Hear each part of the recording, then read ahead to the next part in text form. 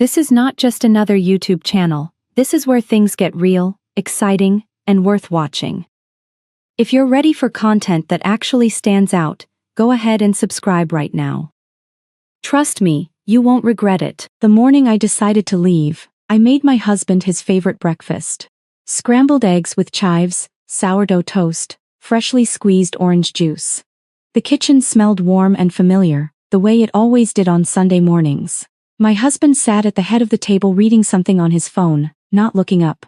My son was still in his room. I moved around the kitchen the way I always did, quietly, efficiently, invisibly, and I set the plate in front of my husband without a word. He didn't say thank you. He never did anymore. I stood at the sink after that, looking out at the backyard. The rose bushes I had planted 6 years ago were starting to bloom, pale pink ones along the fence, deep red ones near the patio. I had spent an entire autumn researching soil, pH, and root depth to get them right. Every spring they came back fuller than the year before. I thought about that for a long moment. Then I dried my hands, walked upstairs, and started making a list. My name is Claire. I was 39 years old when my marriage ended, and I had been with my husband for 14 years, married for 11 of them. We met when I was 25, at a friend's birthday party in Denver. He was charming in the way that certain men are charming when they want something attentive, funny, full of questions about you. He remembered details. He called when he said he would. In the beginning, I thought that was just who he was. It took me years to understand that it was a performance, and that performances end. His name is Daniel. I won't say much more than that, except that he was not a violent man, not a cruel man in any way that the outside world would recognize. He was the kind of man who showed up to every school event, who coached our son's baseball team for 2 seasons, who remembered our anniversary with reservations at nice restaurants. From the outside, we looked fine. More than fine. We looked like the couple people pointed to when they talked about what a good marriage looked like. But a marriage is not just what it looks like from the outside. I had left my job as a marketing coordinator when our son was born. We had talked about it for months beforehand, whether to use daycare, whether to hire a nanny, whether I should go part-time. My husband made good money as a civil engineer. The math was simple, he said. Why pay someone else to raise our son when we could afford for me to stay home? I agreed. I wanted to be there. I loved the idea of being there. What I didn't understand at 28 was how thoroughly a person can disappear inside that choice. Our son's name is Ethan.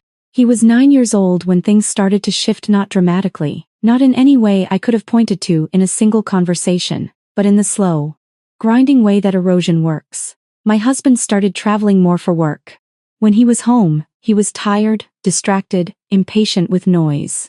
Ethan learned early to be quiet around his father. I learned to be quieter. I told myself it was just a phase. The business was growing. Things would settle down. They didn't settle down. They just became normal. By the time Ethan was 12, our household ran on a system that I had built and maintained entirely alone. Grocery shopping, meal planning, school pickups, dentist appointments, permission slips, birthday presents for his classmates, oil changes for both cars, managing the household budget, coordinating the lawn service, keeping track of when the water filter needed replacing. Every invisible thread of daily life ran through me. I didn't mind the work. I want to be honest about that. I am someone who finds meaning in keeping things running smoothly. What I only slowly began to understand I minded was that the work had become so invisible that I had become invisible along with it. My husband stopped asking how my day was around the time Ethan started middle school. I noticed, but I told myself it was because our days were predictable. He knew what I did. There was nothing new to report. When Ethan was 13, I suggested going back to work part-time. My husband looked at me across the dinner table with genuine confusion on his face. What would you even do? He said. He didn't mean it unkindly. That was the part that stayed with me longest. He wasn't being dismissive on purpose. He had simply, somewhere along the way, stopped thinking of me as a person with skills and history and ambition. I had become, in his mind, a function. The person who kept the house running. The person who made sure Ethan had what he needed. A system. Not a woman. I didn't bring it up again. I buried it instead, the way I had learned to bury things, and I went back to making sure everything ran smoothly. The anniversary where everything changed was our 11th. I want to be precise about this, because precision matters when you are trying to understand how a person finally arrives at a decision they should have made years earlier. We had been in a rough stretch for several months. My husband had been promoted, a significant promotion, the kind that came with a new title and a substantial raise and a team of people reporting to him directly. It was everything he had worked toward. I was genuinely happy for him. I threw a small dinner party for his closest friends and colleagues. I ordered a custom cake. I bought him a watch he had admired in a magazine. He forgot to mention me in the toast he gave at his own celebration. I heard him thank his manager, his team, his mentor from graduate school, his father. He raised his glass and looked around the room and smiled, and he did not say my name. I stood at the back of the room holding a glass of champagne, and I felt something go very cold and very still inside me. Afterward, I told myself he had simply been nervous. He wasn't good at speeches. He had meant to include me, and forgotten in the moment. 3 weeks later, someone from his office emailed me to request my husband's dietary restrictions for an upcoming company retreat. In the reply thread, my husband had forwarded the request to me with a single line: "Handle this." Not, "Could you help with this?" Not, "Would you mind?" Just, "Handle this." Like a note to an assistant. I sat with my laptop open for a long time after that. Then I closed it and went to make dinner. Our anniversary was in October. My husband suggested we go to the restaurant where we had gotten engaged, a place downtown with white tablecloths and a wine list that required a separate menu. I made a reservation. I bought a new dress. I arranged for my mother to stay with Ethan for the night. Dinner started well enough. The food was good. We talked about Ethan's upcoming school play, about a trip my husband was considering to visit his brother in Phoenix. Surface things. Safe things. The kind of conversation that fills silence without requiring either person to say anything real. Then his phone buzzed, and he picked it up. He read whatever was on the screen, typed a response, set it back down. Then it buzzed again. He picked it up again. I watched this happen 4 times over the course of 20 minutes. "Can you put the phone away?" I finally said. Quietly. Not accusatory.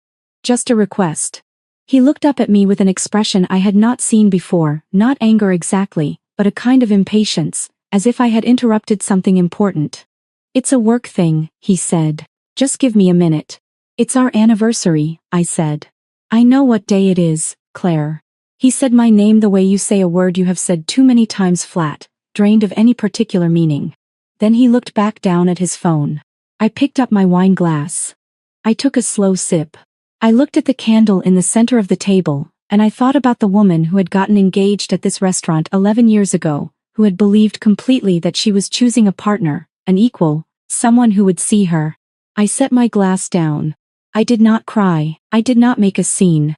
I smiled when the waiter came to ask about dessert, and I ordered the chocolate tart because it was supposed to be good, and I ate it slowly, and I thought, I cannot do this for the rest of my life.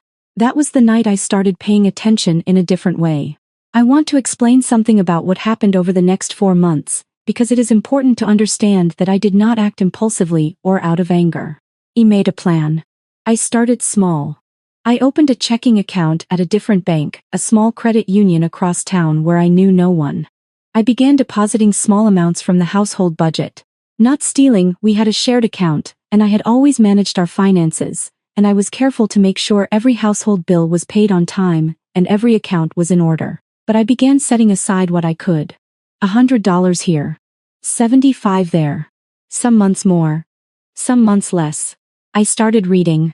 Library books, mostly, because library books leave no trail books on divorce law, on financial planning for women re-entering the workforce, on rebuilding professional identity after a career gap. I read them in the afternoons when the house was empty and Ethan was at school, and I made notes in a small spiral notebook that I kept at the back of my underwear drawer. I updated my resume for the first time in 11 years. It took me 3 days, and when I finished I sat and stared at it for a long time, trying to see myself the way a stranger would. Trying to count what I had learned in the years that didn't show up in any job description. I contacted a lawyer named Patricia, a woman I found through a referral from a divorce support forum I had been reading for weeks. Her office was in a building downtown, clean and professional.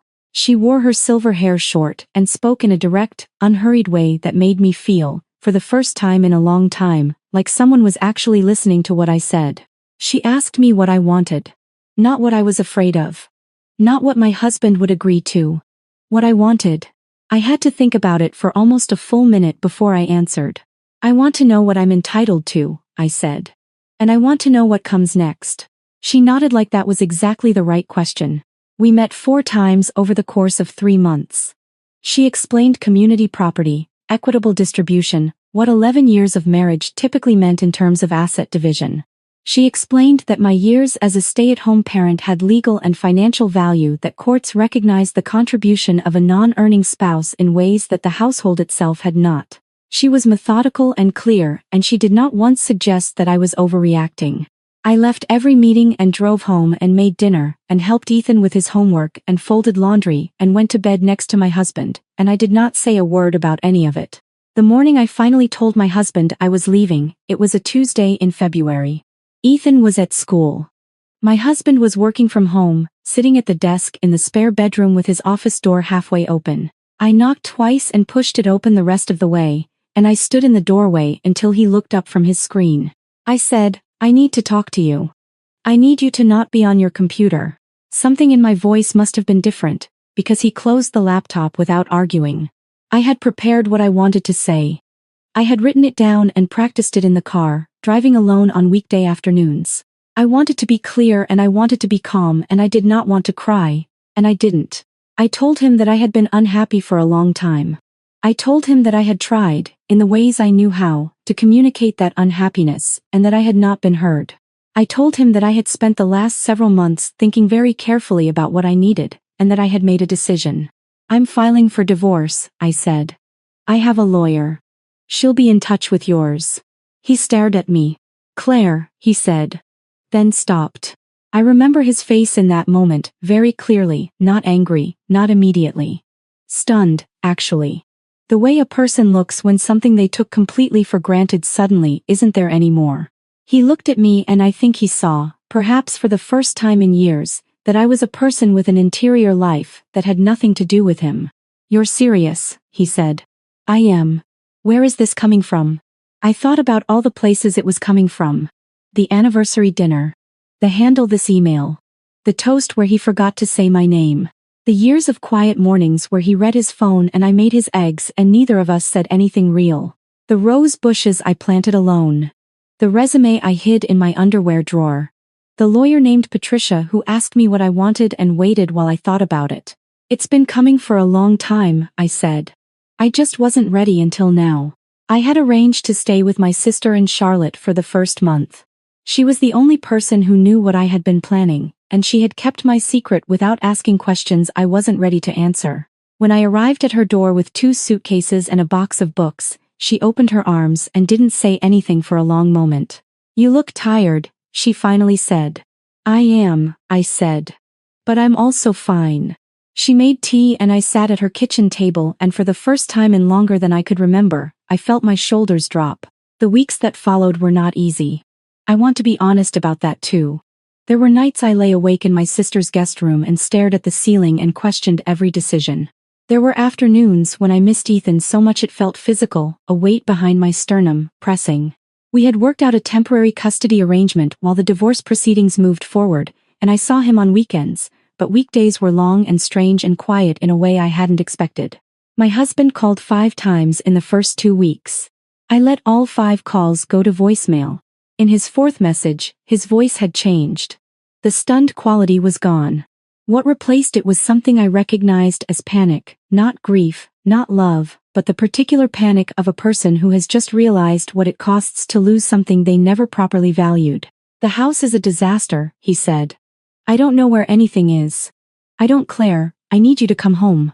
I listened to the message twice. Then I deleted it and opened my laptop to work on my resume. I had reached out to a former colleague from my years in marketing, a woman named Sasha who had gone on to start her own boutique agency. We had stayed loosely in touch over the years, the occasional birthday comment, a like here and there. I sent her an email in January, before I told my husband anything, because I had learned to build the bridge before I needed to cross it. She called me back within 2 days. "How long have you been out?" she asked. 11 years, I said. A pause. Okay. Tell me what you did before. I told her. Campaign coordination, content strategy, vendor management, event planning. She listened without interrupting. Honestly, she said when I finished. Half of what you just described is more complex than what most of my current staff handles. Plus, you've been running an entire household operation for 11 years. Do you know how many people can't manage a project timeline? I laughed for the first time in a while. She offered me a part-time contract role 3 days a week, working remotely, with the possibility of expanding once I was settled. The pay was modest but reasonable. It was a beginning. I said yes before she finished the sentence. Ethan was 13 when I sat him down and explained, as clearly and carefully as I could, what was happening. I had thought about this conversation for months. I had read articles and talked to a family therapist and written notes about what I wanted him to understand. I told him that his father and I both loved him completely and that nothing about that was changing. I told him that the decision had nothing to do with him.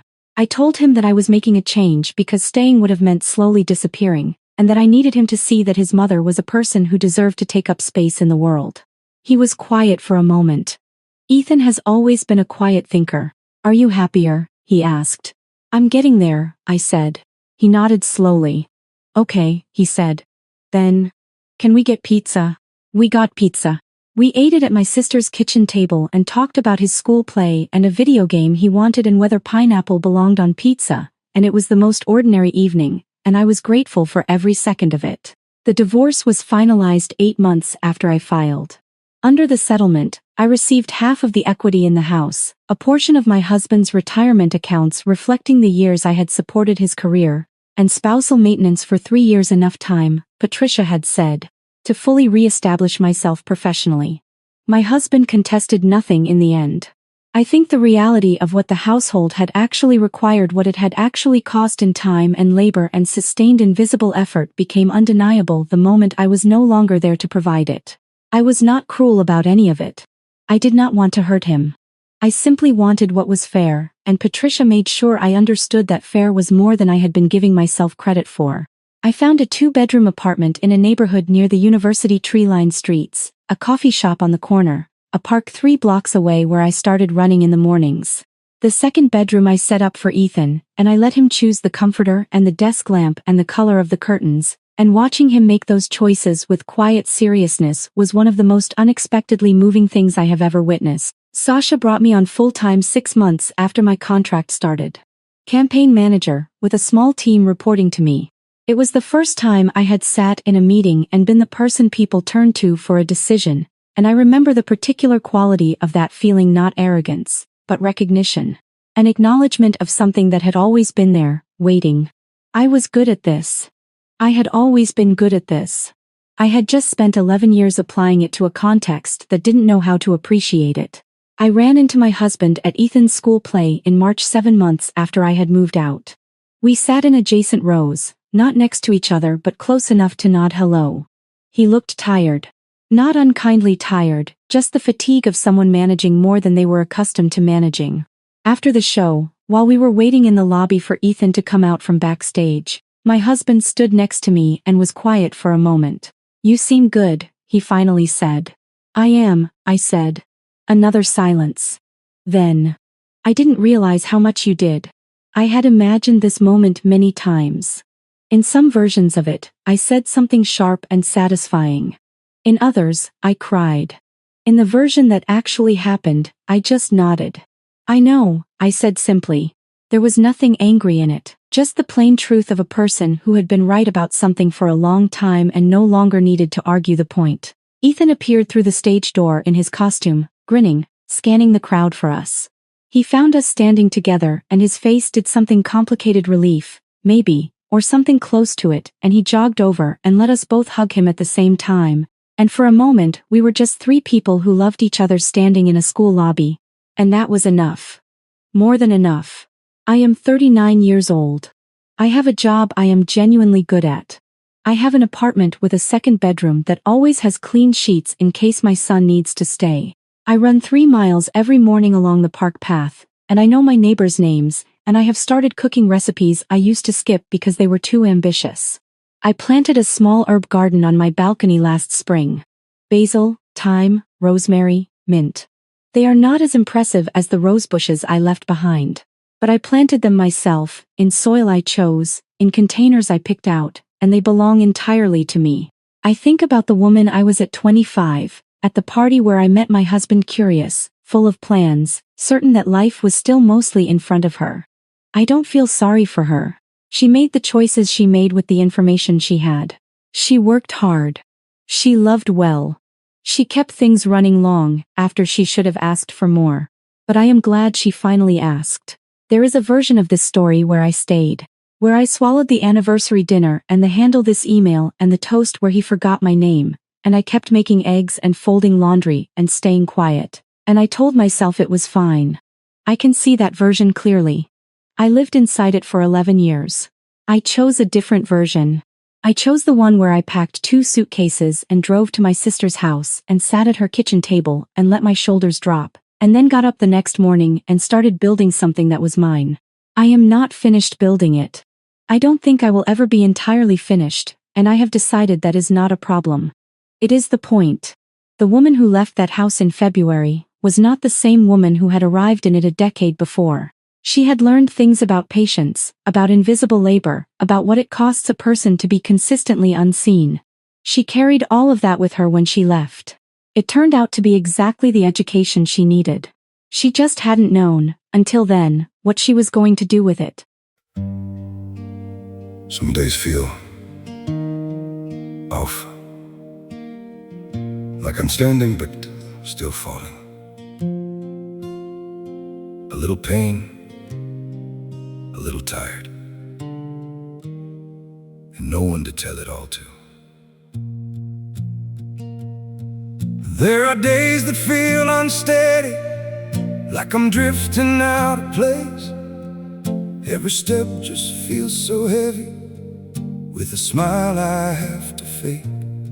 A little hurt I keep inside me, a little weight I always hide, and 1,000 quiet worries I've been holding deep inside. There's no one here to tell it to, no one who would understand. So I carry all these feelings like they're slipping through my hands. A little broken, little lost, trying hard to just get through. All these nights I stay awake with everything I never say to you. I keep walking through the silence like it's all I've ever known. Every crowded room reminds me how it feels to be alone. There's no one here to tell it to, no one who would understand. So I carry all these feelings like they're slipping through my hands. A little broken, little lost, trying hard to just get through. All these nights I stay awake with everything I never say to you.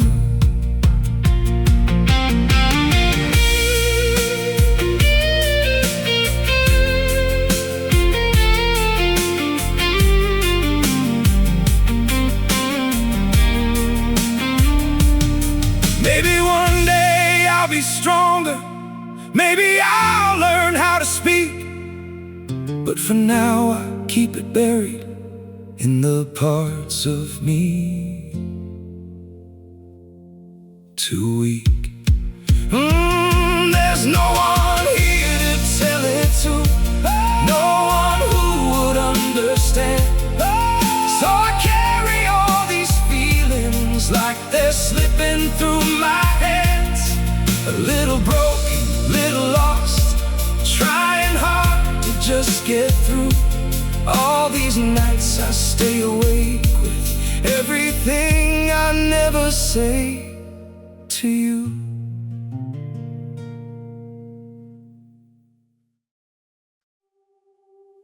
I'm freezing, I'm bleeding, slowly fading away. But don't worry, I'm fine.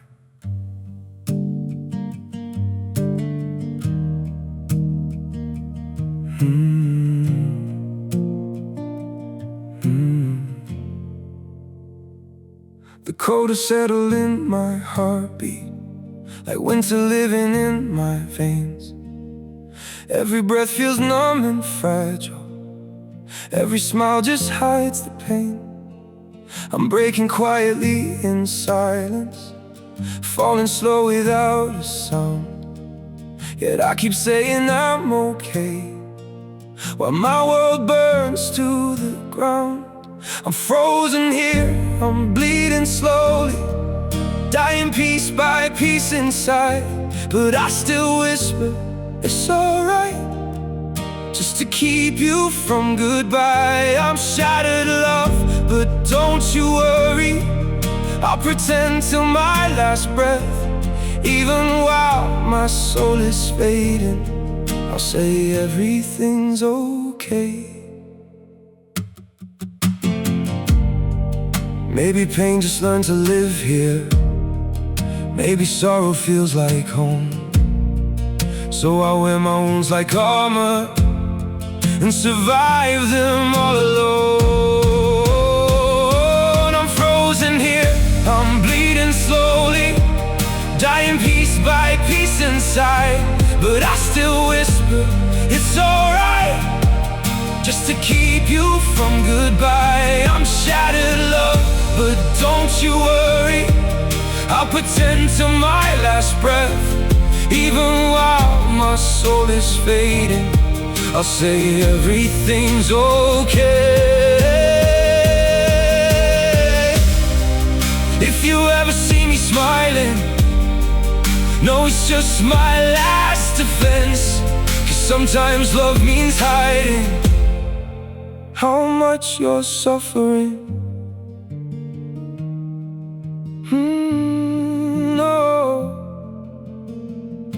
I'm frozen here, I'm bleeding slowly, dying piece by piece inside. But I still whisper, it's alright, just to keep you from goodbye. I'm shattered, love, but don't you worry, I'll pretend till my last breath.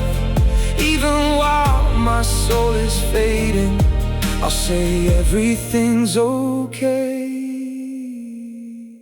It's okay.